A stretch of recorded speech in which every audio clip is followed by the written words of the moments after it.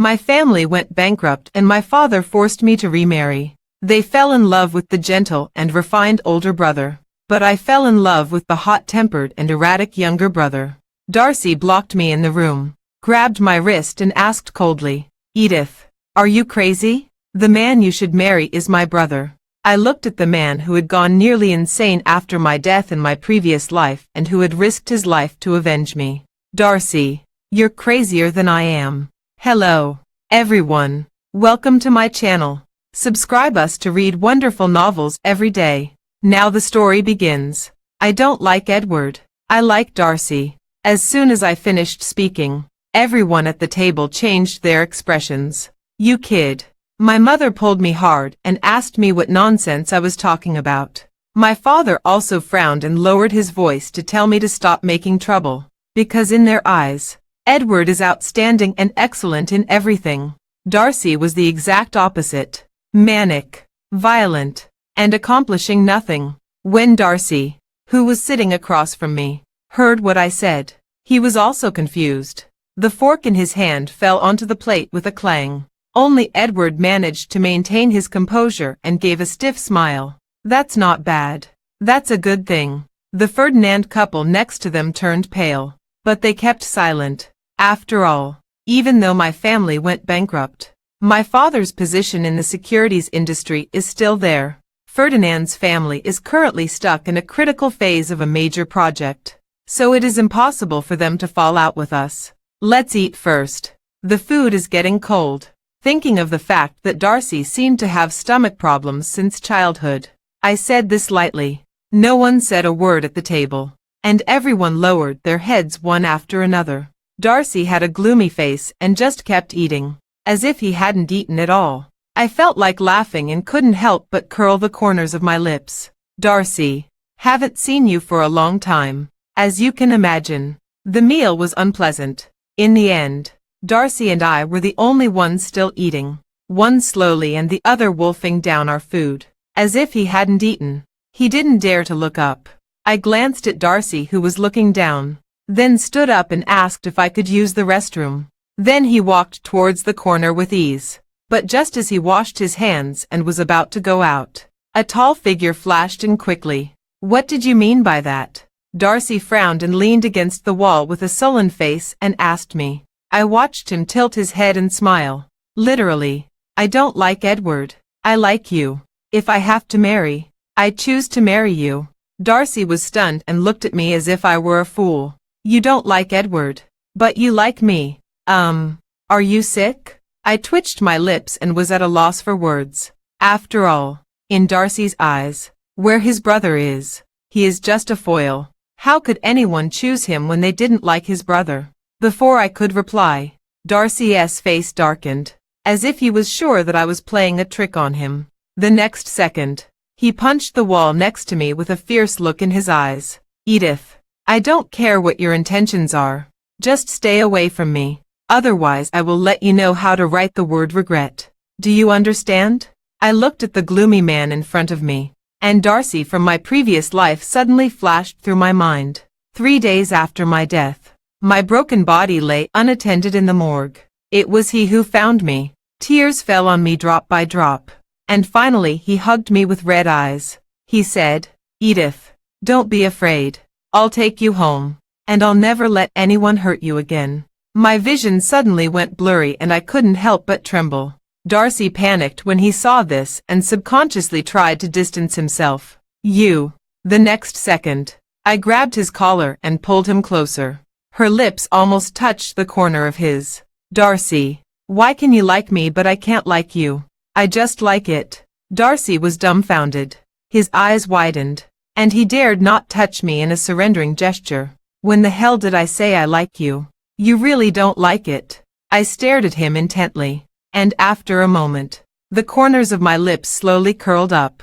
Her fingers slid down along his collar, across his chest, waist, and abdomen. A quick glance down. "So what are you doing?"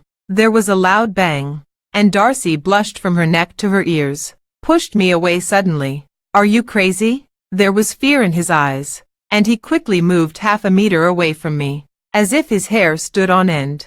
pointed at me and told me not to get close to him. So I stood there leaning against the wall, looking like a dead pig that was not afraid of boiling water, and said, "What's wrong? I just like you.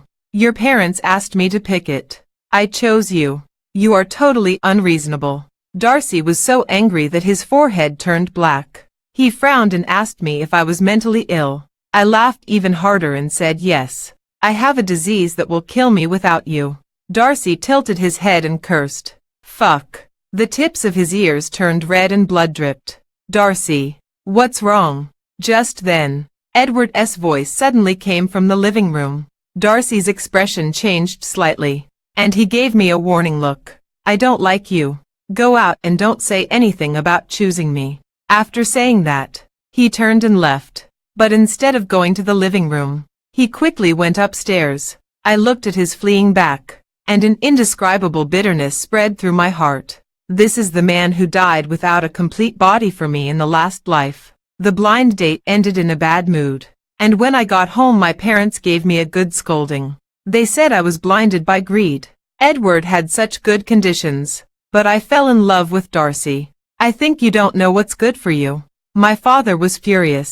My mother advised me to meet Edward alone some other time to apologize and get closer to him. My heart aches a little when I look at my relatives who are closer than blood. Dad. Mom. What if I say that Edward is a sanctimonious bastard? You still insist that I marry him? My mother was stunned and said with a frown, "How is that possible? The eldest son of the Ferdinand family has been famous for his excellence since he was young. How come he has become so sanctimonious?" Then she started to persuade me, saying that everyone has flaws and I should just be patient with it. Be obedient. That Darcy has a bad temper and is incompetent. Maybe he is the illegitimate child of the Ferdinand family. What can you achieve by following him? Follow Edward. All the property of the Ferdinand family will be yours in the future.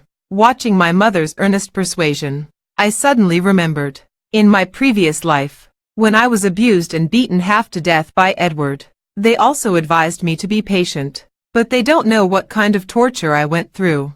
Edward appears to be gentle and outstanding on the surface, but secretly he is a violent paranoid. He grew up under the pressure of his parents and pushed himself to be excellent, and the accumulated dissatisfaction and pain eventually turned into violence behind the scenes. Every time he came home drunk, he would vent his anger on me by beating me. Ferdinand's parents are also beasts wearing human skin masks. Not only did they indulge him, they also helped him threaten me. I tried to ask my parents for help, but all I got in return was their cold dissuasion. Finally, Edward went even further, and after he got tired of me, he started to drag me to socialize in the business world. I was living a life worse than death. I was on the verge of collapse and became mentally ill. He staged an accident to kill me and received a large insurance payout. He also used his hypocritical face to gain the reputation of being a loving and good husband. And after I died, my parents didn't even think about investigating the truth. Only Darcy.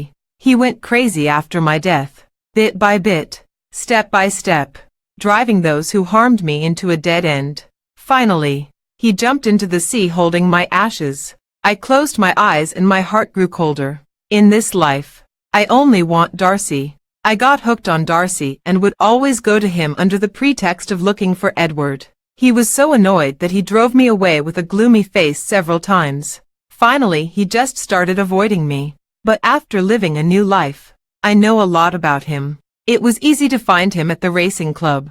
He was wearing a black racing suit, with broad shoulders, narrow waist and long legs, and his good figure was clearly visible.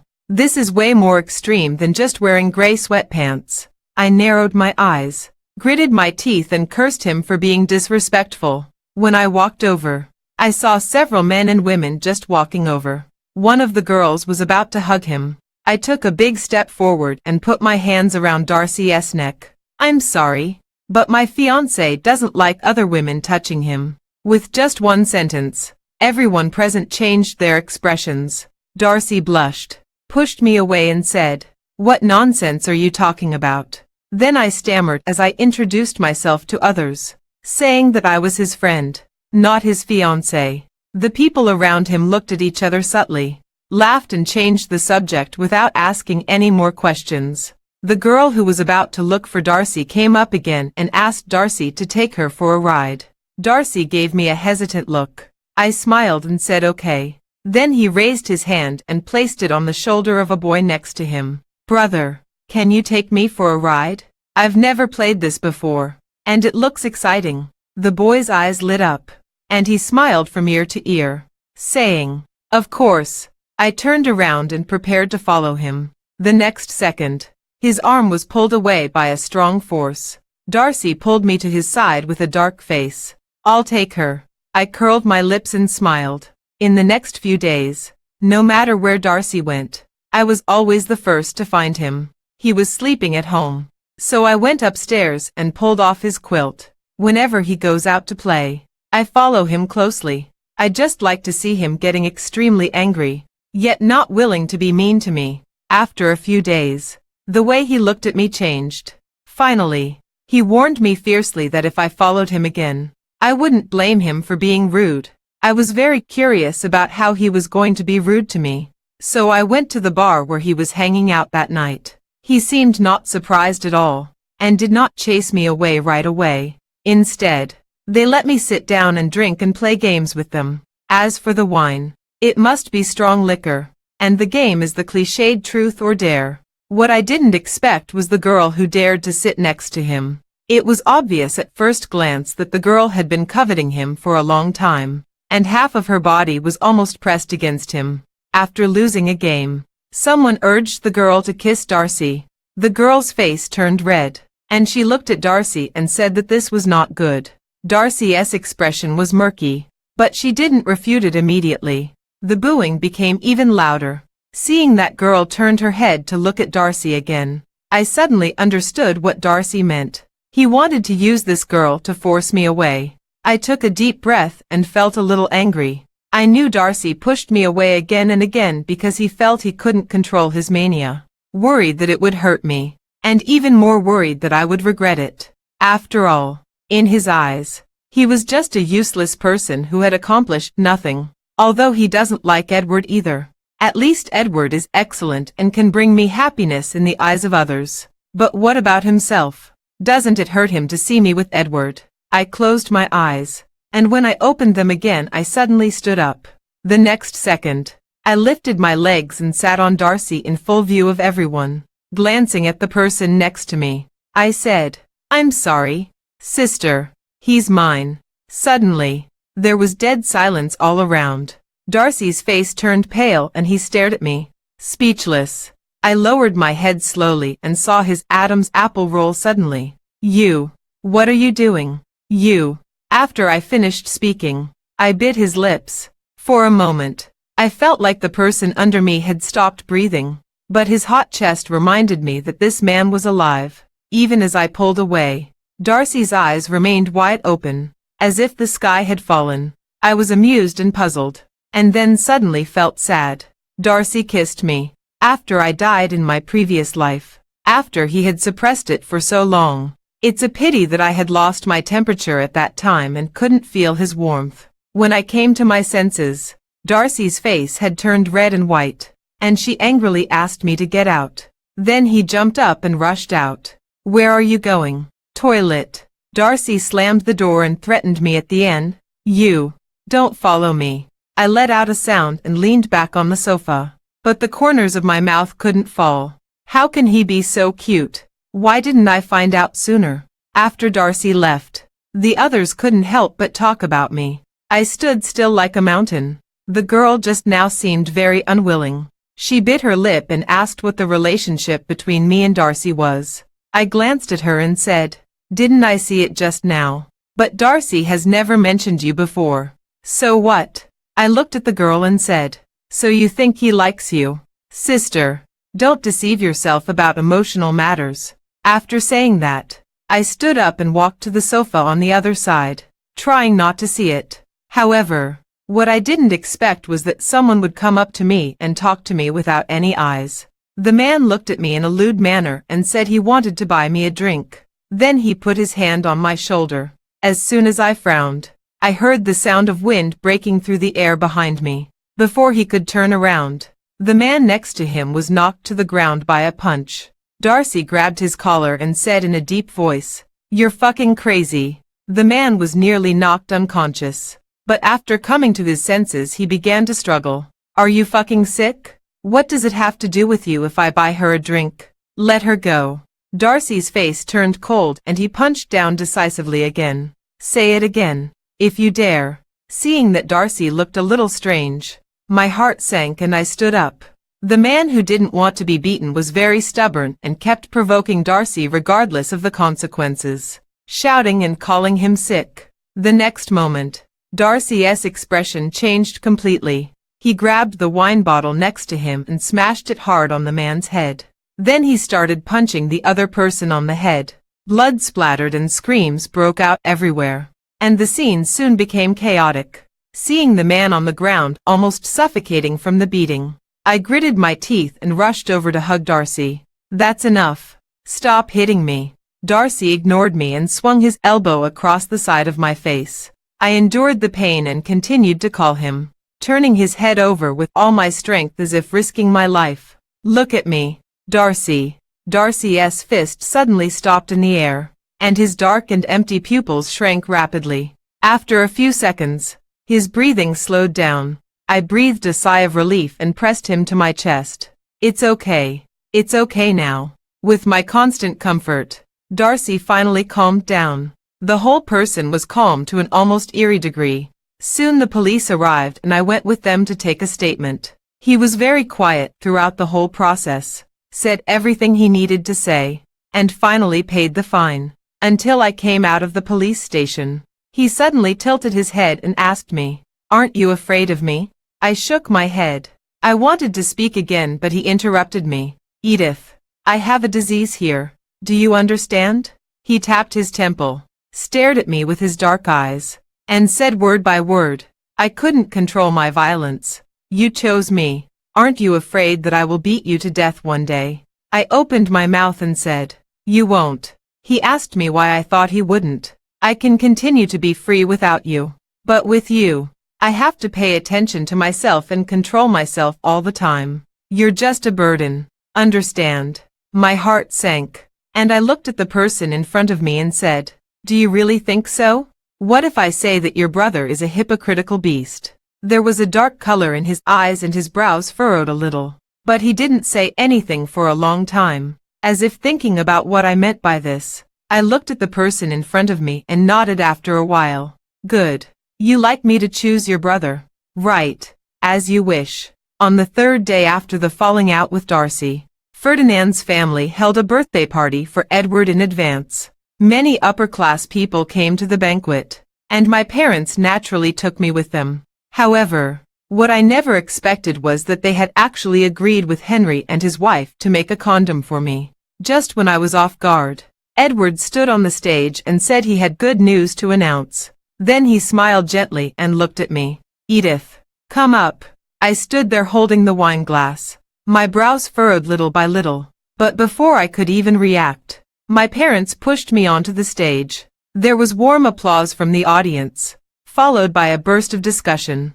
"Garth's daughter Edith. Does this mean a marriage is going to take place? I have to say, these two are a perfect match. But didn't I hear that something happened to the Garth family a while ago? So this is considered as the Garth family marrying above their station." Amidst the hustle and bustle, I seemed to have returned to my previous life. At my wedding to Edward, the night before the wedding, I found out Edward was having an affair. I was so angry that I wanted to cancel the engagement, but he slapped her hard in the dressing room. That's when he revealed his true nature.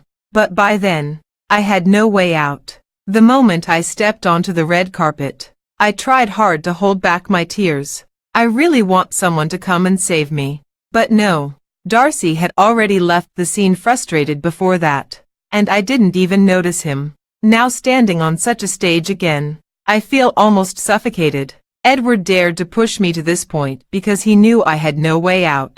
If we mess up today, not only will Garth's family and I become the laughing stock, my parents will also be disgraced and harmed by others. "Edith, what are you daydreaming about?" Come and tell everyone our engagement date. Edward smiled and pressed the microphone into my hand. I looked at the hypocritical mask on his face and felt sick to my stomach. Ignoring him, I turned and looked straight towards the banquet entrance. Darcy, I'll only give you 3 seconds. If you don't show up in 3 seconds, I'll let you know how to write the word regret. 3, 2, 1, bang. There was a loud bang from the door. I looked up in astonishment. Amidst the roar of a huge engine, a black supercar crashed into the wall and stopped. Oh, who is that? Are you crazy? Security. Where's the security? Someone's breaking in. In an instant, the entire banquet hall was filled with screams and chaos. I looked at the familiar-looking sports car not far away,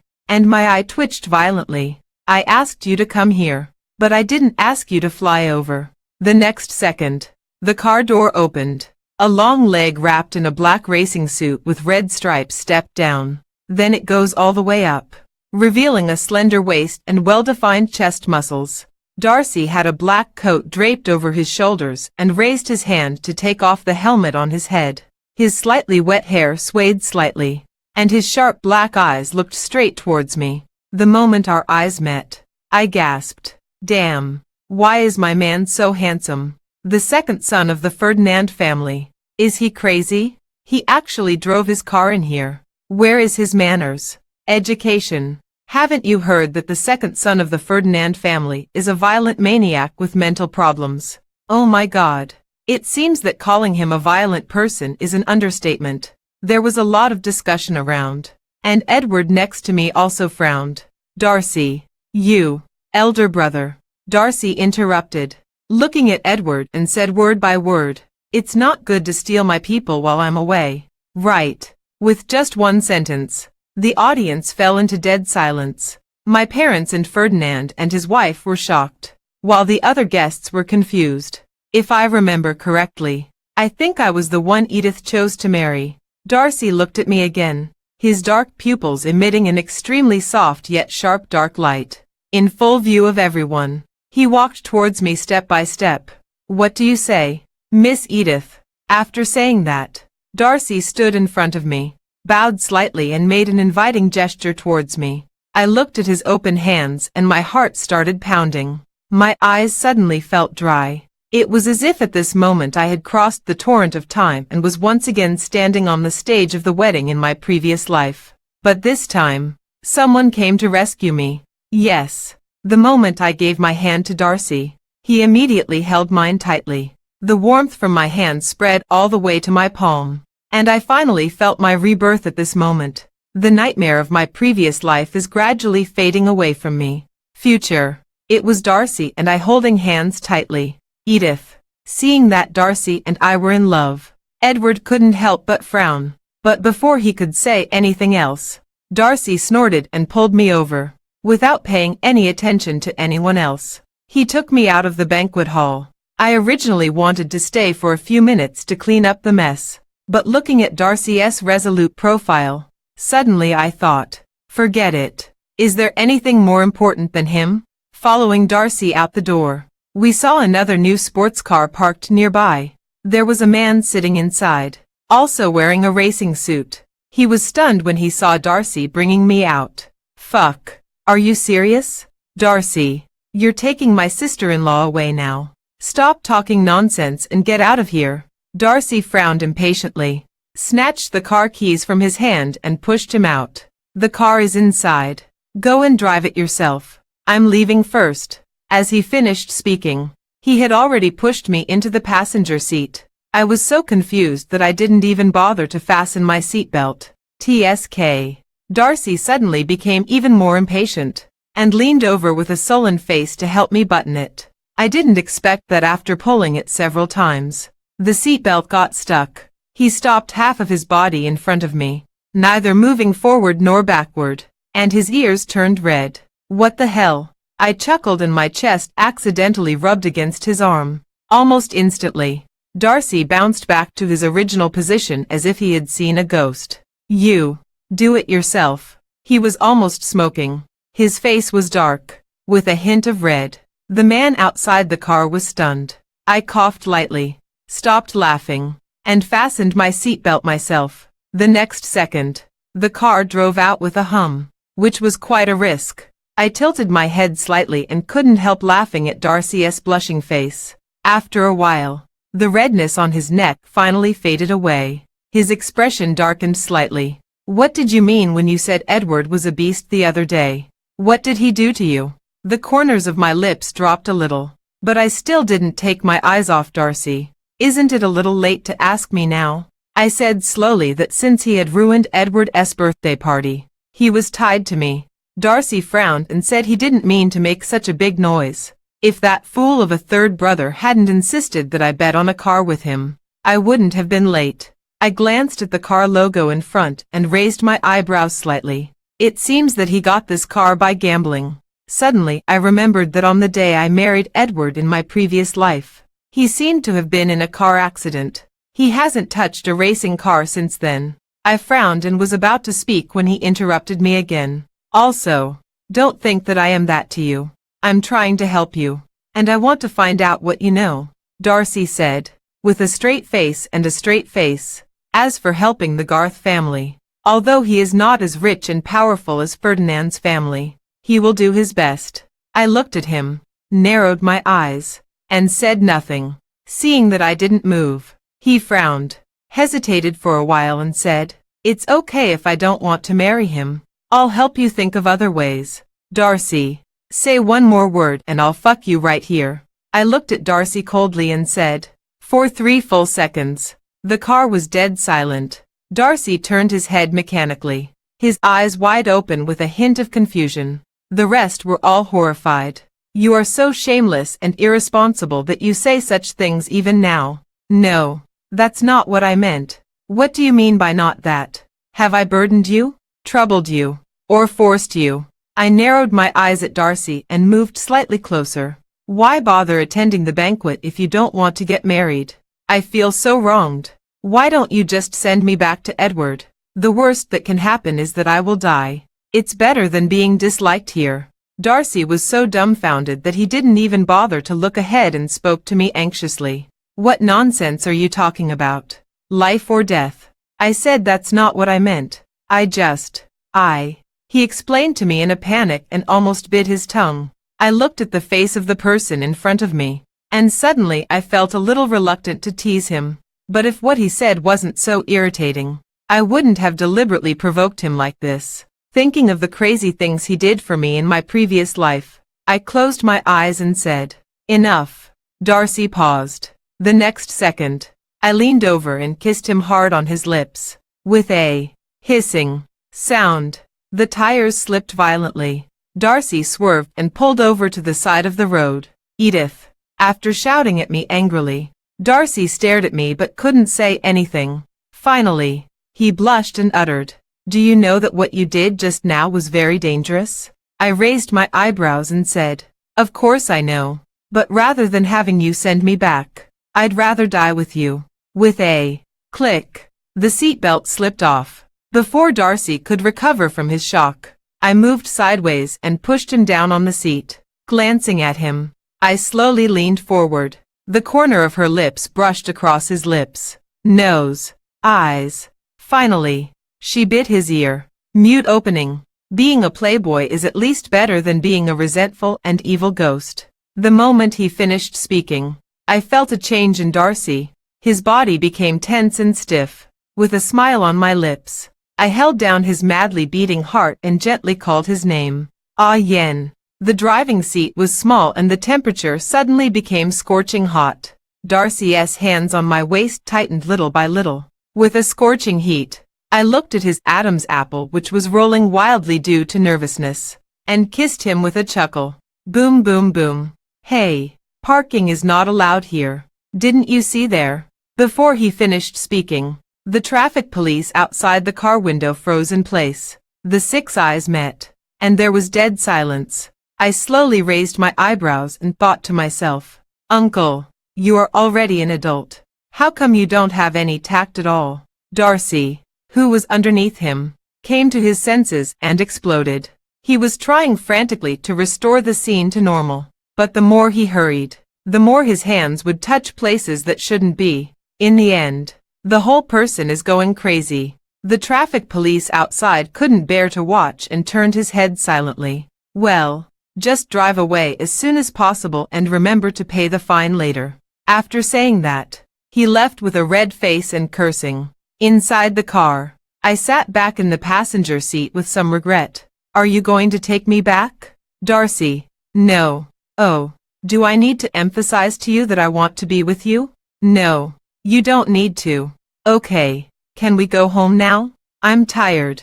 Darcy said nothing and quickly started the car. I grinned at the car window. You little bastard. I can't cure you.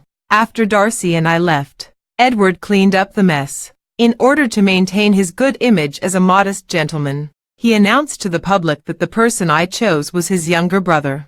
He was looking after me because my brother didn't come. Actually, what he wanted to announce was the good news between Darcy and me. Finally, I also tactfully said that Darcy also has his strengths, and I hope that Darcy and I can receive everyone's blessings. As soon as these high-sounding words came out, Darcy and I instantly became the target of public criticism. Some are scolding me. They said that I, the daughter of the Garth family, had such an outstanding brother but chose a loser instead.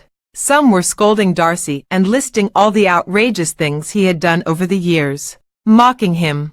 He is so different from Edward that it is not surprising that he would do such a disgusting thing. It's such a pity for Edward, a talented young man picked out of 100, to be insulted like this by them. That's right. But I don't think Darcy and Miss Garth will be gone for long. An ignorant little girl, a violent maniac with a sick brain. TSK. Amidst the sighs, I just lay at home and planned my own affairs. After what I went through in my previous life, this level is nothing. The most important thing for me right now is to persuade Darcy to return to Ferdinand's business. If we don't take back what belongs to him, we will definitely have a hard time in the future. Thinking of this, I stood up quickly, hummed a song, and put on my makeup beautifully. I haven't seen Darcy for 2 days and I feel itchy. I want to see him blush. As soon as I finished tidying up and opened the door, I saw my parents sitting in the living room with sad faces. When they saw me come out, their faces suddenly became even more tense and they asked me where I was going. Ferdinand House. I replied and was about to leave. But my mother stood up and walked over to me. From the look on her face, I knew without her saying a word that she was going to blame me for choosing Darcy again. I raised my hand to interrupt her.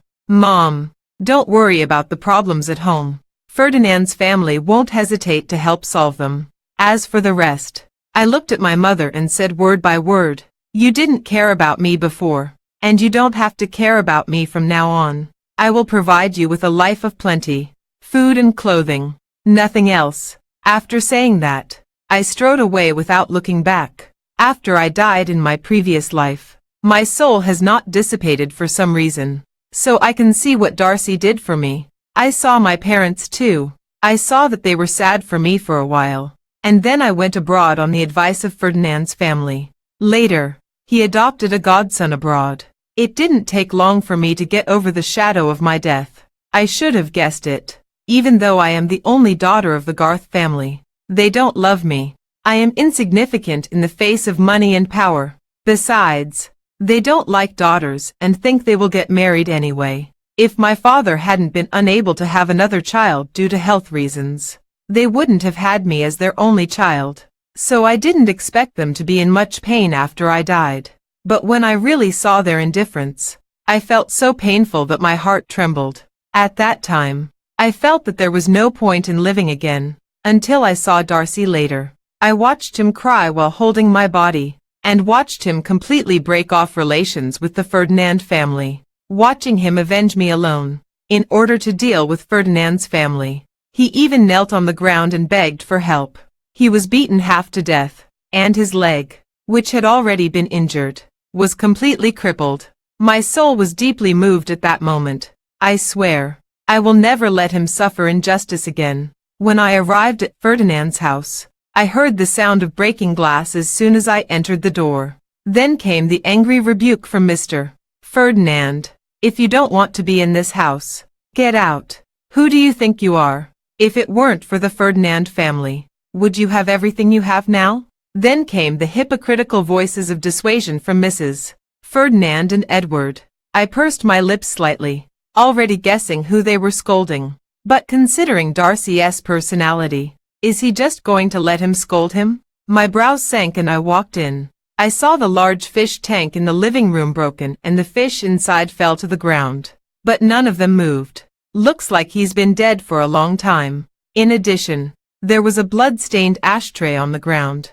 Darcy stood on the ground covered with water stains and broken glass, with blood oozing from the wound on his forehead. For a moment, my chest felt like it was going to explode. Touch Darcy. Are they crazy? Striding forward, I walked straight up to Darcy and asked him what was going on. He didn't expect me to appear suddenly. His dark face froze and he asked me why I was here. I asked you what happened. Who hit you? Maybe it was because my expression was too ugly. Darcy opened her mouth but no words came out. Mr. Ferdinand on the opposite side had a dark face and said in a deep voice that he was the one who smashed it. So what? Edward saw that the situation was not right and hurried out to ease the atmosphere. He explained to me while comforting his father. It was said that Darcy was in a bad mood or something, and he drugged his father's favorite fish to death. It has been identified that the powder is a drug Darcy takes to suppress his emotions. Dad was a little angry so he gave me a lecture. Before he could finish, some scenes from my previous life suddenly flashed through my mind. For a moment, I stared at Edward and wanted to go over and kill him. I took a deep breath and stood still. He just tilted his head to look at Darcy. Did you give me the medicine? Darcy was stunned and said of course not. But then he lowered his head, said with a cold face, forget it. That's it. It doesn't matter. I said of course it matters. Why should you suffer the loss if it wasn't your fault? After saying that, I looked at the Ferdinand family and my eyes fell on Edward's face. If I remember correctly, he was also taking that kind of medication. Why don't Uncle and Aunt suspect him? Mrs. Ferdinand was stunned when she heard this and looked at her son hurriedly. But he didn't care whether his son was a suspect or not. But why his son took the medicine? Edward's face froze for a moment. Then he asked how it was possible. I don't know where Edith heard this from, but I'm in good health and never take any medicine. Fart. I interrupted him calmly and said that he told me this in person. Edward's face darkened, and he was about to speak when I interrupted him. If you don't believe me, why don't you just ask someone to check his room? Mr. Ferdinand's face was already ugly. He became even more furious after hearing my continuous questioning and the foul language I used without restraint. Miss Edith, do you mean that I wronged Darcy? Someone, go check it out. I want to find out who has wronged whom. After saying that, the two men immediately turned around and went upstairs. Edward's expression changed completely. It was too late for him to stop them, and he could only watch as his two men quickly came down from upstairs. There is an extra bottle of medicine in my hand. Mr. Ferdinand, this medicine was indeed found in Edward's room. With just one sentence, everyone present changed their expressions. But then Edward stood up to explain. He said he was under a lot of stress recently, so the doctor prescribed some medicine for him. Upon hearing this, Mrs. Ferdinand hurried forward to show concern. Mr. Ferdinand seemed to realize something and his face turned blue and red. Okay, no need to check anymore. Edward glanced at Darcy and said just think of it as him drugging him. Dad, you're not feeling well. Don't be angry anymore. It also makes others laugh at it. I almost laughed when I saw Edward's face. It's not okay to confront him directly. It's better to find out the truth. Edward's eyes flashed and he looked at me helplessly. Ask me what I want. As if he was really the one who was wronged. I remained indifferent and pushed Darcy next to me to the front. If you insist on admitting that it was you, then apologize to Darcy. You. When Mr. Ferdinand heard this, he glared at him, but was stopped by Edward. He smiled faintly and looked at me steadily, then turned to Darcy and said sorry. I shouldn't have wrongly accused you, brother. But the word, brother, carries a hint of gnashing of teeth. After he finished speaking, The surroundings fell silent. Then Darcy lowered his head and dragged me away without saying a word. Only after we got into the car did he suddenly turn his head and stare at me. I thought he would be so moved that he would burst into tears and question me why I believed in him unconditionally and protected him so much. Then he couldn't help but hug me tightly. Finally, I can't help but kiss me hard. Result: how do you know Edward is also taking that medicine? Have you been in his room? What is your relationship? I took a deep breath and looked at the man in front of me, speechless. Seeing that the vinegar smell in the car was about to suffocate me, I moved forward and decisively hugged Darcy's neck. The distance suddenly shortened, and his eyes became confused. Lean back and tell me not to do this. Explain to me clearly. What exactly? Ugh. I leaned forward and kissed him hard. Unlike the previous light kisses, this one was more aggressive. His whole body suddenly heated up. After a few seconds, when I was pushed away, I became a cooked shrimp. His eyes were watery, as if he had been bullied. I quickly turned around and sat back in the passenger seat. Amitba, I really can't bear it any longer. Waving my hand, I signaled him to drive first and then listen to my explanation. Darcy responded dazedly, then turned around and drove obediently. My heart was softened. It's not that I don't want to tell Darcy about my past life. It's just that it's too unbelievable, and I'm afraid he won't believe it. Second, the previous life was too painful. I am in pain and he is in pain too. I don't want him to remember that. So I thought about it and made up an excuse. Edward was my former senior, but I accidentally discovered at school that he was not what he seemed. So this marriage was investigated in advance. The explanation was full of loopholes, but Darcy didn't ask any further questions. Instead, he said something completely irrelevant. He is from the same school as me. Asked me why I didn't check him out. Who said I didn't investigate? How can I know that some people have had a crush on me since freshman year without any investigation? Darcy's face changed. When did I say I had a crush on you? I tilted my head to look at him and smiled. Darcy realized it belatedly and turned his head back. After that, no matter how I coaxed him, he just blushed and said nothing. Alas, what else can I do? I'll just spoil her. I told Darcy, Edward, they wouldn't leave us alone. If we don't take back the company's rights that belong to him, we will end up being ruined and penniless. Only if you have capital first can you fight against them. Darcy frowned, but said nothing. I knew he had shares in the Ferdinand family, but I never took care of it, because that was the legacy left by his biological mother. The more he came into contact with it, the more he would miss his mother. But it was because these shares were taken away from him in his previous life that his situation became so difficult. I can't let him, or us, make the same mistake again. I touched Darcy's face gently and looked at him seriously. I know you don't like this. I promise. You can do whatever you want after this hurdle is over. I will support you from now on.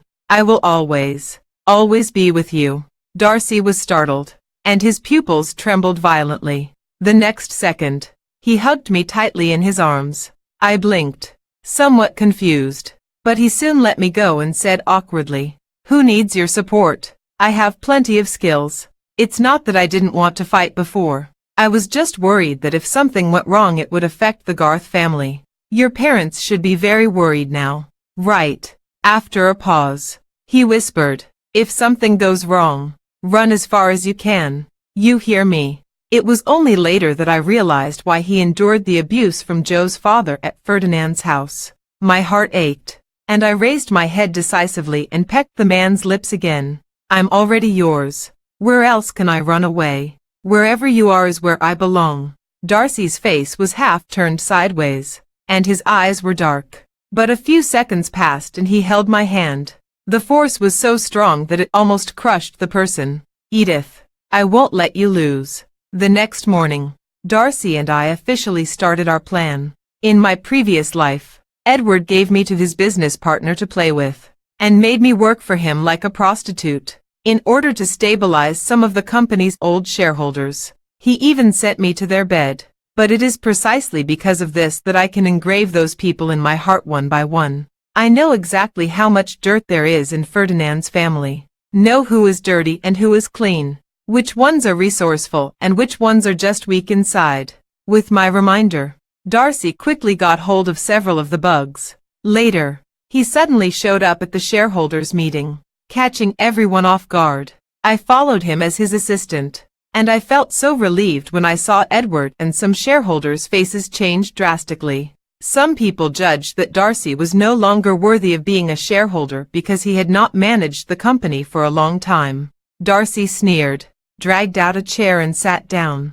I have never managed the company, but my shares are also making a profit for the company. Unlike you, who seems to be working diligently all day long, but is actually doing something sneaky behind the scenes.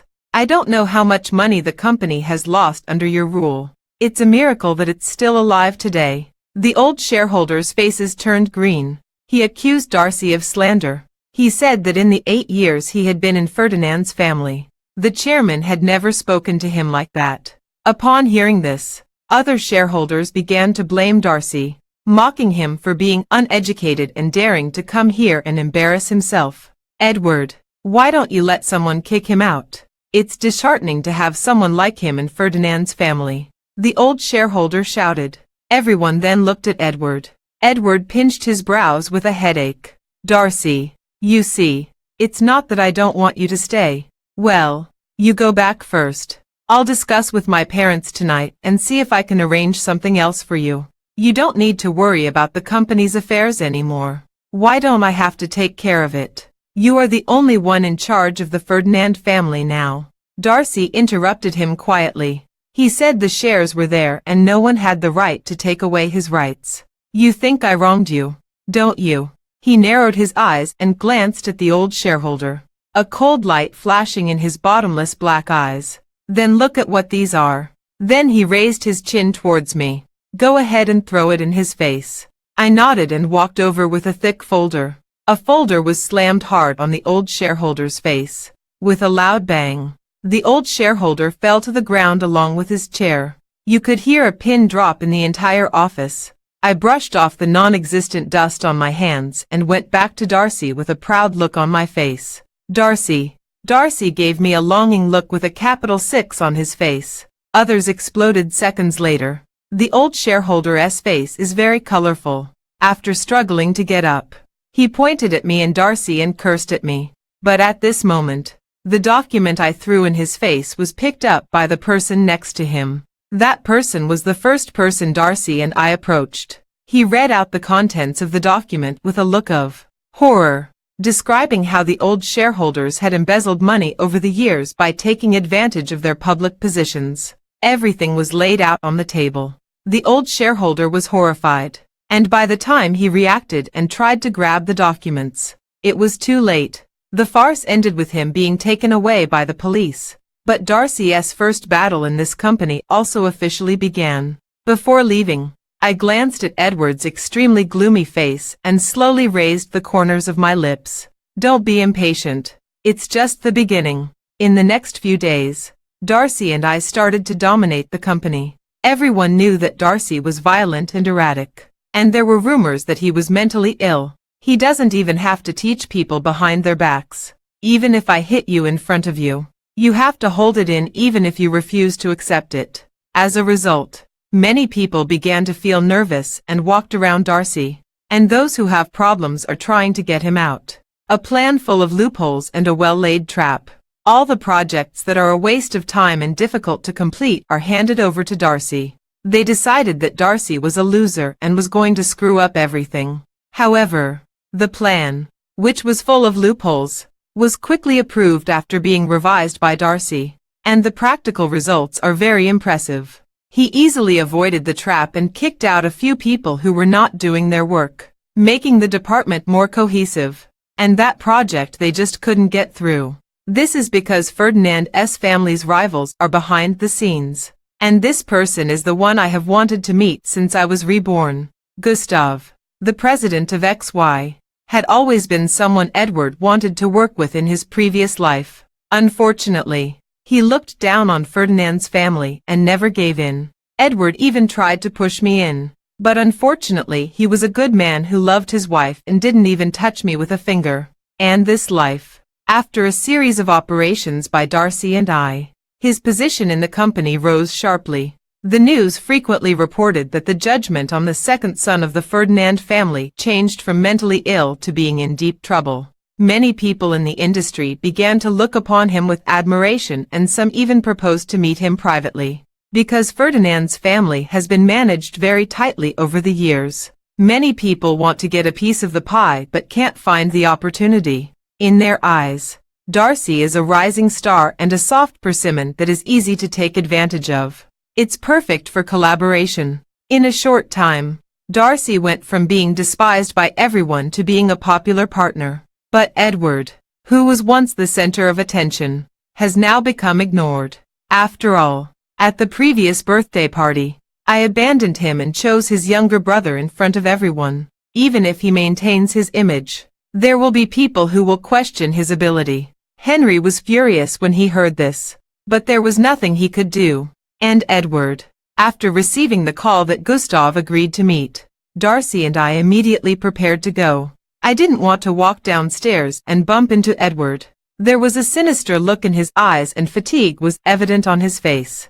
So much so that when he first saw me and Darcy, he almost didn't have time to put away his hostility. But he soon reacted and greeted me and Darcy with a smile. "Darcy, you've been doing great. It seems Edith is really your lucky star."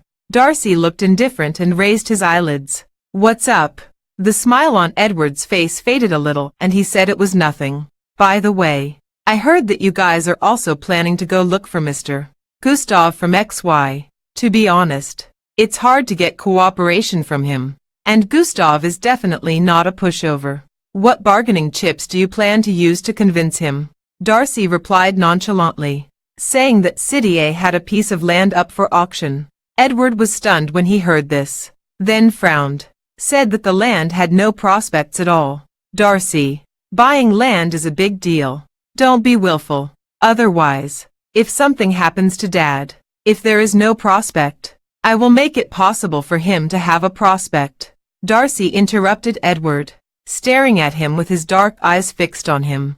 "Just because you can't do it doesn't mean I can't do it either." After saying that, he walked away. I looked at his back with full of aura, and couldn't help but raise the corners of my lips. "You are worthy of being my man." Following Darcy to the door, I glanced back at Edward. He was standing not far away with an expressionless face and a gloomy look. When we arrived at XY, Gustav probably didn't like Ferdinand's family and wanted to deliberately give us a warning. So he didn't come out for a long time. I didn't indulge him. After waiting for 5 minutes and seeing no one coming, I pulled Darcy up and left. The secretary who entertained us was stunned and hurriedly tried to dissuade them. "No need.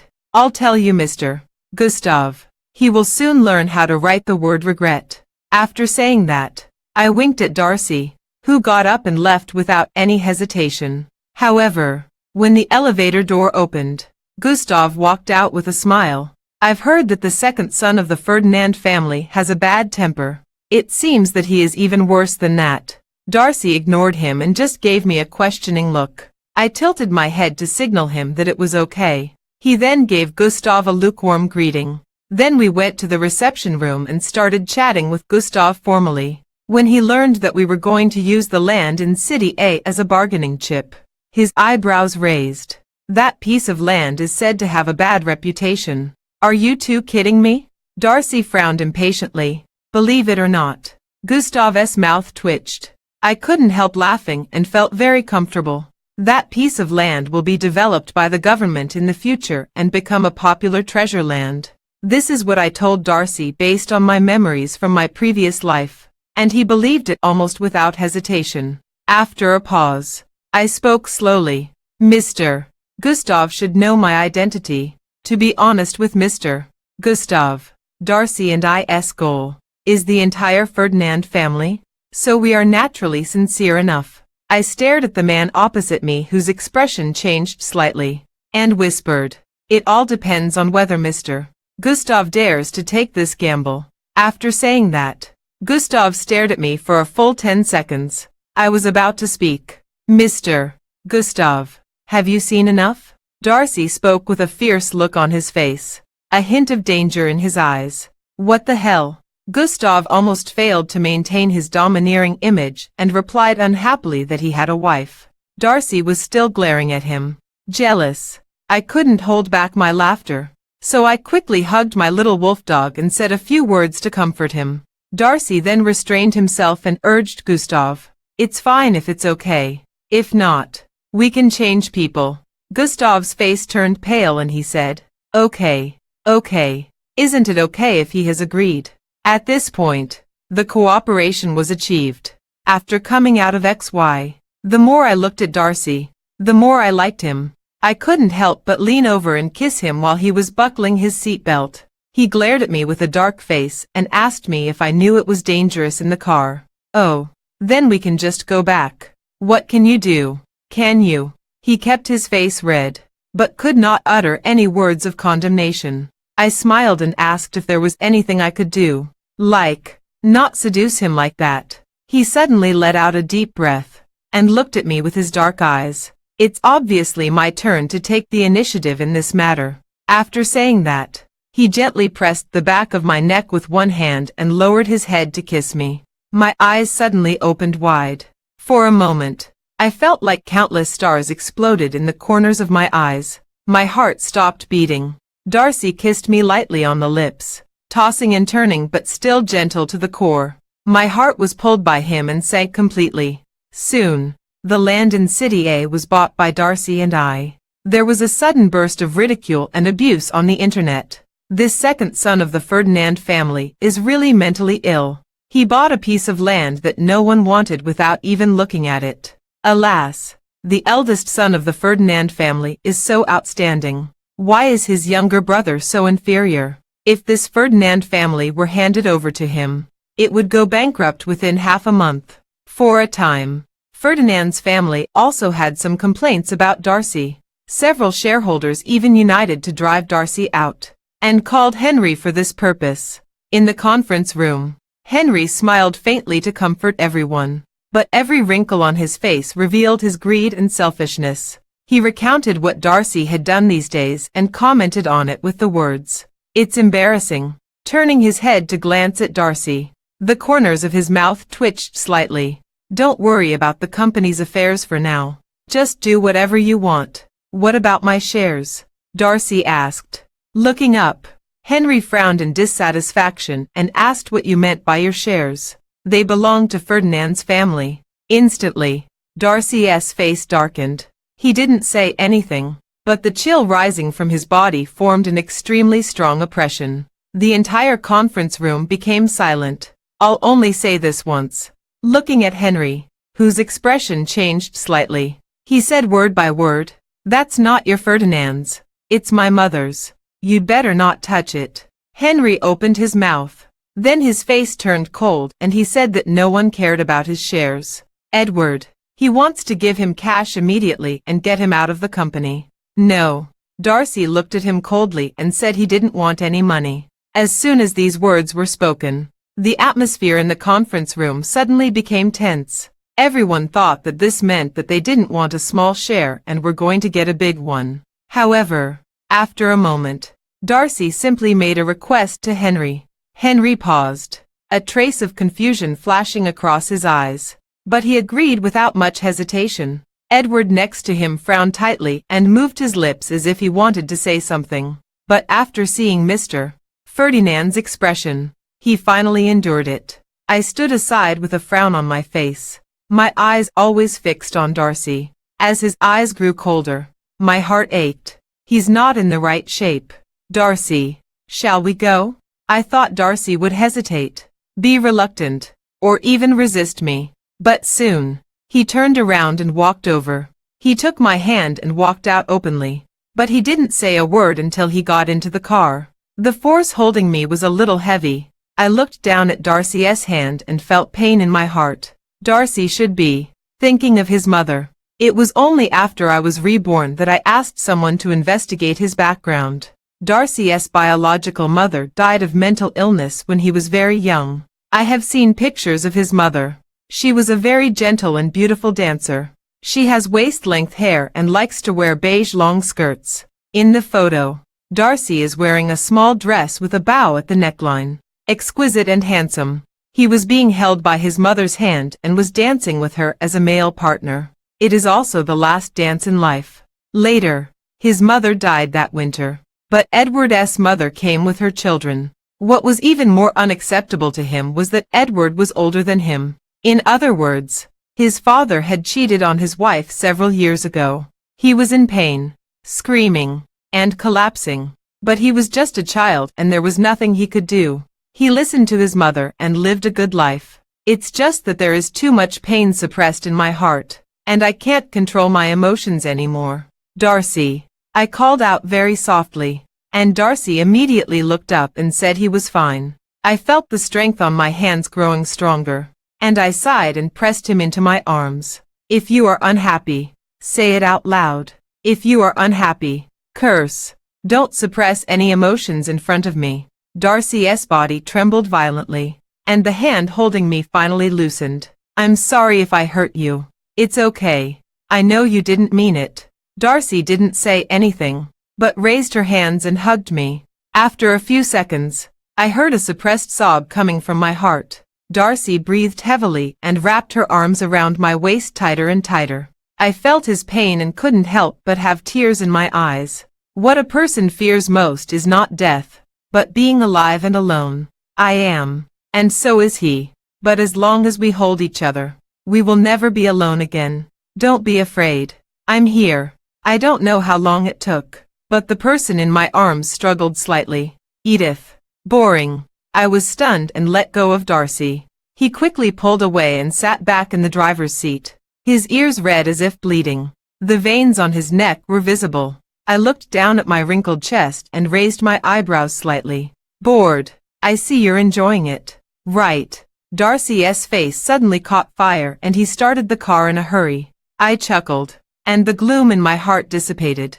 After returning, Darcy moved out of Ferdinand's house. He bought his own house outside, and I have been saving money over the years, all of which I earned from betting on cars with others or speculating in stocks and investing. I helped him clean the house, arrange the furniture, and turn the house into a home. He listens to me in everything, saying that it's too late for a grown man to be so particular. I said, oh, then how about changing the bathtub to a double one? How about making the glass of the small bathroom in the bedroom transparent? By the way, the bed in the bedroom is not big enough. We need to buy a bigger one. Darcy's face started to look unnatural, and she stammered and asked me why. I tiptoed close to his ear and chuckled. Otherwise, what if it's not enough for us?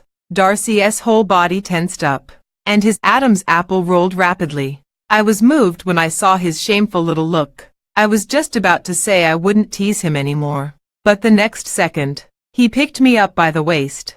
Darcy threw me onto the bed and pressed on top of me before I even got up. Then came the overwhelming kisses. Edith, what do you want for your engagement party? After the kiss, he held my hand tightly and asked. I paused. Then I remembered that we still had an engagement party to hold. Children of aristocratic families are too particular, so this process must be followed. After thinking about it, I said let's listen to him. I don't have any ideas. After all, engagement and marriage don't leave a good impression on me. Darcy was silent for a moment, hugging me without saying anything.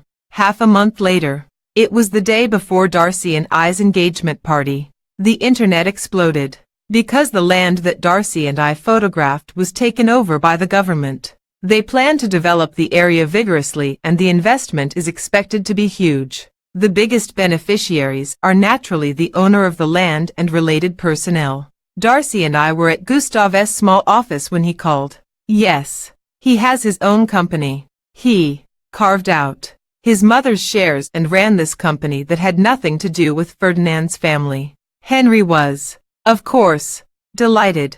He felt that Darcy would be a scourge to Ferdinand's family if he stayed, and he wanted to kick him out. But he and Edward probably never imagined that this was our plan. Only by completely cutting off ties with the Ferdinand family can we be safe when the Ferdinand family falls. Darcy, you may have seen the news about the land on the internet.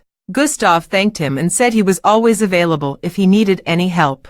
Darcy probably still remembered the grudge from last time, so he responded indifferently and hung up the phone. However, when he turned around and looked at me, the domineering president immediately turned into a puppy. He rushed towards me with sparkling eyes. Tired. I patted his head soothingly. Hold on a little longer. It's almost over. Darcy paused for a moment and suddenly asked me how I was going to deal with Edward. His reputation online has started to deteriorate, and many of his partners have defected. Kick him out now and ruin his reputation. No. I looked at Darcy's angular face and said that this would only lead to his downfall, but not to his reputation. I want him to feel despair. Darcy looked up at me, then raised his hand and pressed it between my eyebrows. I'll do my best to do whatever you want. Don't frown. I was stunned and my nose felt sore. That afternoon, I said I had something to do and then parted ways with Darcy. When I arrived at the door of the club, my body couldn't help but tremble. Even if the nails are deeply embedded in the palm of the hand, it cannot be suppressed. This place is Edward's private club, and also my nightmare. He keeps a group of high-class ladies here to vent for him and some so-called big guys. Several times I saw girls being carried out of the room covered in blood. Those who come here are not human at all. They are beasts worse than garbage. After a while, I closed my eyes and walked in. I started thinking of a solution as early as when I was reborn, and now I have already planted spies inside. When I reached the floor that only high-level VIPs could go to, I heard faint sounds coming from the room. There were screams that were unbearable to hear, and cries for help that were extremely painful. Under the bizarre lights, it looks like a twisted hell. As I walked in it, I felt sharp pain in every part of my body, but I still walked in step by step. After meeting the informant, I asked him to hand over everything he had taken. Looking at the girl being insulted and abused in the video, I clenched my fingers tightly. After a while, after finishing my work here, I prepared to leave, but when I reached the stairs, I saw Edward coming towards me. He held a shivering girl in his arms, his eyes cold and bloodthirsty. My heart sank and I quickly stepped back. For a moment, I didn't know whether I should advance or retreat. If we move forward, perhaps all our previous efforts will be in vain. If you back off, that girl's night will probably be ruined. Miss Edith, you should go now. After Edward left, my men reminded me in a deep voice. I stood there quietly for a few seconds, and finally closed my eyes tightly. Go back and find a way to rescue that girl. Edward has been having a rough time these days, and if he lets out his anger he'll kill that girl. My subordinates tried to stop me, saying that no matter how beastly he was, he would not kill people at will. He will. I suppressed the trembling in my heart and said that he would definitely do it. I know better than anyone else. The subordinate looked at me and opened his mouth, then lowered his head and said yes after a moment. As I expected, the girl had been severely beaten when she was rescued. Edward made her strip naked and lie on the broken glass, then whipped her hard with a wet whip, except for her face. Her whole body, even her private parts, was shocking. Edward was like a madman, getting more and more excited as he fought, just as he was pinching the girl's neck and enjoying the sight of her suffocating. His men rushed in and said there was a disturbance downstairs and they wanted to call the police. The moment Edward turned his head, he looked like a demon, but he soon calmed down. Not only did he change into clean clothes, he also calmly instructed his men to deal with the girl. I hid in the dark and looked at his face. My chest almost exploded. After my men told me that the girl had been rescued, I left the club immediately. In the car, my men looked at me again in the rearview mirror. Miss Edith, are you okay? I suddenly looked up, pulled my wet collar and said, it's okay. So, going back to Garth's house. You have an engagement party tomorrow morning. No, let's go to the villa. I looked out the window and all I could see was Darcy's face. At this moment I just want to see him. However, what I never expected was that Edward actually prepared such a big surprise for me. Seeing that Darcy's villa was pitch black, I vaguely realized that something was wrong and hurried upstairs. The moment I smelled the blood, My heart sank. He suddenly opened the door. The next second, I was frozen in place. I saw a naked woman lying at the door of the bathroom full of water, with some dried blood on her forehead. Darcy sat on the floor next to the bathtub, a dagger tightly clenched in his hand. But the dagger was not aimed at someone else, but at himself. It was his bloody arm. His eyes were so empty that it was frightening, and there was no trace of blood on his face. The whole person is like a walking corpse. When he saw me, he only paused for half a second, then picked up the dagger and stabbed me again. Don't want. I rushed over and grabbed Darcy's hand tightly. His strength was incredibly great, but he was stuck in a stalemate with me.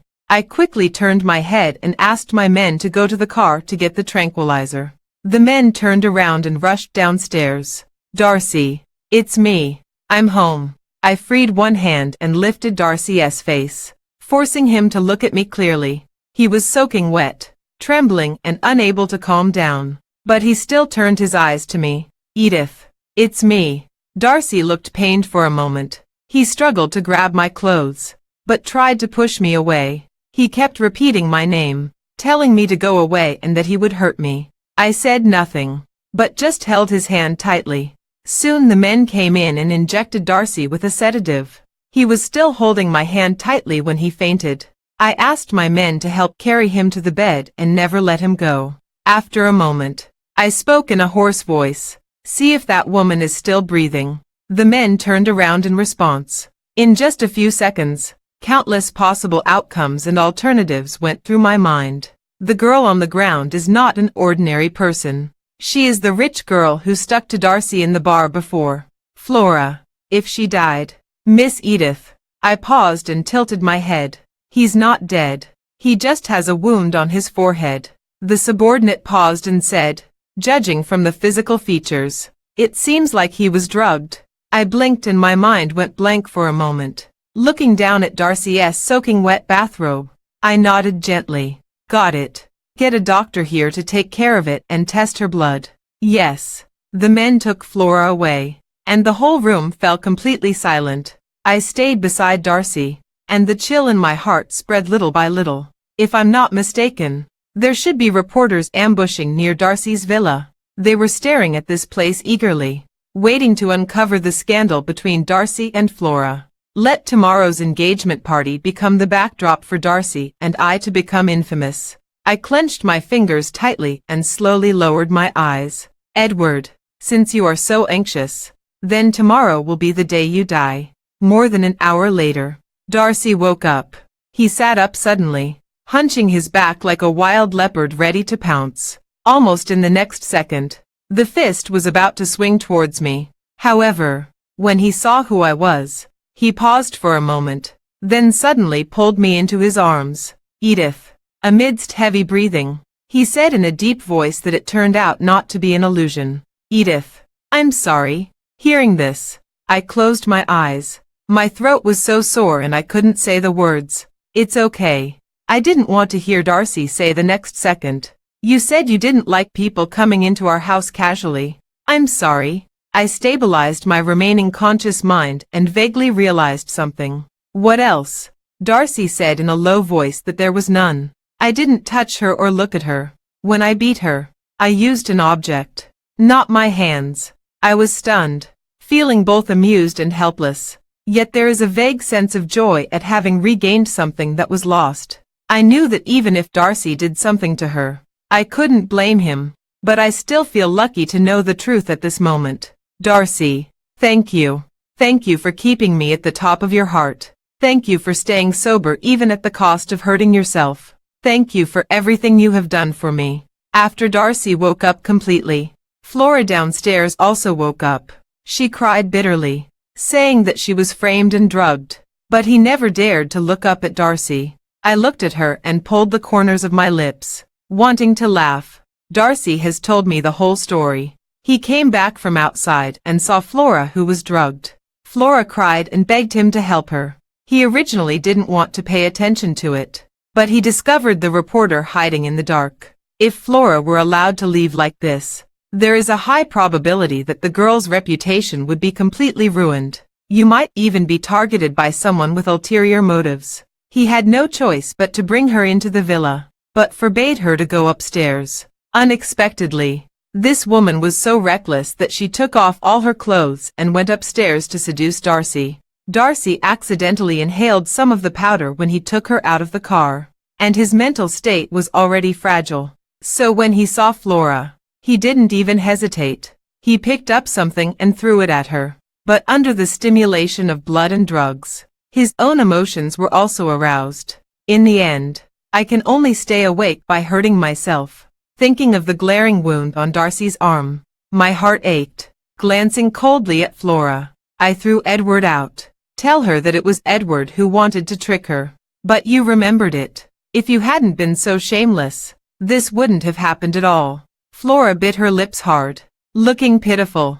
I didn't buy it at all. I stared at her and said word by word, I'm telling you, if it weren't for Darcy and I, you would have been torn to pieces by other men. I'll hold you responsible for Darcy's injury. If you know what's good for you, I advise you to do as I say next. Flora turned pale with fear, and when she saw that Darcy didn't even bother to look at her, she seemed to have finally realized the truth. She slowly lowered her head and finally said, Listen to me. The next morning, the engaged were all children about the same age as their daughter. And how could Edward dare to do such a thing? This slap seemed to turn on a switch. Many people rushed forward and pushed and cursed at Edward.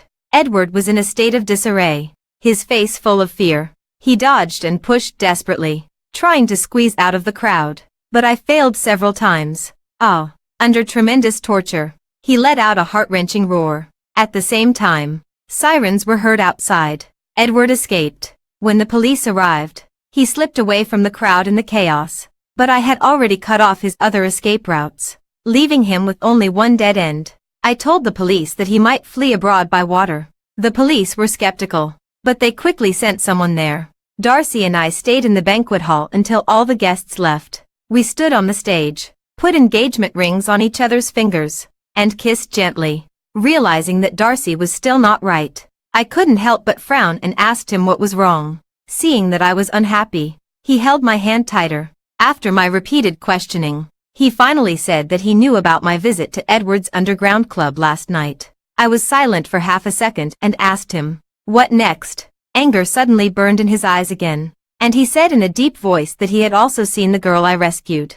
That girl's name is Helen. Helen, Darcy said hoarsely. Edward specifically asked someone to find a girl who looks like you. I suddenly paused. Suddenly I recalled the girl's features and they did seem somewhat similar to mine. My heart sank slightly and I felt vaguely nauseous. There is no way that rubbish Edward has any feelings for me. Maybe he was jealous of me but couldn't vent his anger on me. So he looked for someone similar to me. Grass. Darcy suddenly kicked over the chair next to him and said he wanted to kill Edward. The beast. I looked at his angry face, but my heart strangely calmed down. Fine. Fortunately, everything went on track. Fortunately, Darcy is here. I held Darcy's face gently and kissed her without saying anything. Darcy's breathing became heavier, and after a few seconds he picked me up and put me on the table. Conquer cities and territories. Ferdinand's family went bankrupt. Henry was sent to jail, and Joe's mother was given a suspended sentence. Garth's family was implicated and most of their property was confiscated. And my father was also dismissed from his position. But thanks to my previous precautions, they did not suffer any reputational impact. This is already the greatest guarantee. I arranged for them to live in a new place and then moved in with Darcy, the home we had previously arranged together. After Darcy settled me down, he was about to go out again. But I stopped him. Edward will catch him sooner or later. So stop wasting time. Darcy hesitated, and I pretended to be displeased. Why? Am I so less attractive to you now? You don't treasure it now that you have it. Right. In a word. Darcy turned around and walked back without saying a word. He rested his head on my neck like a big dog, rubbing against it again and again. Finally, he said in a low voice that he would not feel at ease until Edward was caught. I said, I get it. But we can't waste our time on such garbage. We are already engaged. Do you have the heart to let your newlywed wife stay alone in the empty room every night? Before he finished speaking, Darcy's eyes had changed. Edith, it's only 9 o'clock. Are you sure? I laughed. The kid is a little crazy. It's only 9 o'clock. Then go to bed early. I didn't ask you to work hard until dawn. Darcy looked at me without saying a word, but her ears turned red. I was so happy that I deliberately provoked him and said, "You are not capable of this. Are you?" Afterwards, Darcy carried me back to the room and gave me a severe scolding. When I fell asleep, I looked at the time and it seemed to be just past 12 o'clock. Darcy. I'm here. I fell into a deep sleep after hearing Darcy's deep voice. I don't know how long it was before I was strangled by such a force that I could hardly breathe. I woke up in a daze and found that Darcy had sat up at some point and was holding me tightly with one hand. Sensing his uneasiness, I frowned, hugged him back, and asked what was wrong. This time I was shocked. For some reason, he was covered in cold sweat. "What's wrong with you? Did you have a nightmare? Or are you feeling unwell? Speak up. Don't scare me, Darcy." "It's okay. I'm fine." But Darcy hugged me tightly and said he just missed me. "Edith, I love you." I was stunned. But before I could react, he kissed me hard. The next second, he tore off the pajamas he had just put on me before going to bed. 500 words omitted here. When I opened my eyes again, I felt as if I had been run over by wheels several times. It took me a long time to just raise my arm. I ground my back teeth, tilted my head and cursed. Wow, all in one go. You won't come back for the rest of your life. Darcy, get in here, he shouted hoarsely, but there was no response from outside. I frowned. I thought to myself that if this bastard dared to leave me alone in bed so early in the morning, I would destroy him one day and make him become my sister. I didn't expect that as soon as I stepped on the ground. A figure came running towards me. Darcy ran in with breakfast, and when she saw me getting out of bed barefoot, she sternly stopped me. "Don't move." He put down his breakfast, came over, pinched my ankle as a punishment, and then helped me put on my shoes. I was a little flattered, but I also felt that I should feel at ease. "I'm a man," curling the corners of my lips. I asked him what he did. He said he didn't know how to cook, so he just made some porridge. Then he brought the porridge to me and pretended to feed me. I pushed him away speechlessly and said it was not like I was taking care of my baby during confinement. Darcy just looked at me and smiled, her eyes incredibly gentle. I looked at him and was suddenly stunned. The look in his eyes when he jumped into the sea holding my ashes in my previous life emerged in my mind.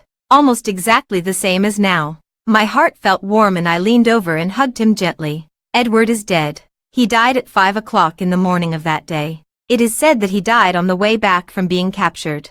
Some said he died of a sudden illness. Some said he was poisoned. And some said he was shot to death. I have no idea of the specifics. I don't want to know anymore. Because I know very well. Darcy had been out for the morning. After stretching, I walked to the balcony to feel the sunshine. It seemed that only at this moment did I truly emerge from the darkness. The days ahead will be long, bright and glorious. "Edith, let's get married." Darcy hugged me from behind. I smiled and said okay. "Then I'll have someone prepare it now. And we'll get the wedding certificate tomorrow." I was completely dumbfounded. Who gets engaged the day before and gets married the day after? But I've been waiting for a long time. A long, long time. Darcy looked at me steadily, his eyes full of sincerity and passion. I looked at the man in front of me, and my heart softened bit by bit. After a while, I smiled and nodded. "Then let's get married." Extra 1. Darcy. The night I actually spent time with Edith, I had a nightmare. It solved all the doubts that had been there for a long time. In the dream, Edith didn't choose me, but Edward. Like everyone else, she believed that Edward was excellent and good. I don't think so. I know he is very scheming and has a dagger hidden behind his smile. But if he can be nice to Edith, and if Edith is willing, I can withdraw. But what I never expected was that Edward is a beast. The day before the wedding, he was caught fooling around by Edith. Not only did he not admit his mistake, he slapped Edith and told her that she had no way out. I was so angry that I wanted to rush up and beat him to death. But I found out it was just a dream. And the me in the dream had already left because I was too disappointed. Everything that happened afterwards flashed by like a revolving lantern. But it left a deep impression on me. I saw Edward was having lots of fun with other girls outside. But when he got home he was very cold to Edith. Edith was disappointed and wanted to try to leave Ferdinand's house and work outside. When Edward found out, he got furious and beat her. My Edith just fell to the ground. The bloody hole on her forehead continued to bleed until it stopped on its own. My heart was trembling with pain, but I could only stand far away and watch. Everything that happened afterwards was more like a horrible nightmare. Edward became more and more violent, venting all his anger outside on Edith. Not only that, he even started taking Edith with him to socialize. At first it was just drinking. Then it became random touching. Eventually it turned into a relationship. At that moment, I felt like I had died once. I began to desperately look for myself in my dreams, and finally found me. But I found that the me in the dream was framed by Edward and broke a leg while racing. And I began to fall from grace since then. I didn't even dare to go back and look at Edith. I understand, but I can't accept it. I actually met Edith once when I was very young. My mother was still alive at that time. I sneaked out of the villa to play, but was bullied by the kids nearby. They called me the son of a psychopath and a little psychopath. They beat me with a stick and made me kneel down and kowtow. Edith appeared at that moment, wearing a beautiful and clean princess dress. She pointed at those people and said that she would tell her father if they bullied her again. The kids all knew who her father was and ran away. Edith ignored me and skipped away with her braids swinging. She forgot me, but I remembered her. It wasn't until I went to college that I had the opportunity to see her again. At this point it was completely destroyed. The girl whom I hold so dear to my heart is now being trampled upon and insulted. But I couldn't even hug her. I could only watch her being tortured to a state worse than death, and gradually collapsing. My heart almost broke when I saw her take out a knife and commit suicide. I begged and cried and yelled, "Let him wait a little longer. Wait for me, until I find a way to save her." In the end, she didn't die, but she was like a walking corpse. I was in so much pain that I felt as if it wasn't a dream. But it's true. If this is really a dream, please ask her to wake up soon. When Darcy, who was sitting across from me, heard what I said, he was also confused. Later, as I wished, Edith's nightmare stopped. Stop at the car accident that Edward designed. Her body was broken into pieces, and her already skinny face looked like a ghost. But I think she is still so beautiful. I stretched out my hand hoping to touch her, but I actually did. At that moment, I overlapped with the person in my dream. We kissed Edith's body together, suffered together, and went crazy together. Together they turned Ferdinand's house upside down and together they killed Edward. The moment I jumped into the sea, I finally hugged Edith tightly. Next life. Can you meet me sooner? End of full text.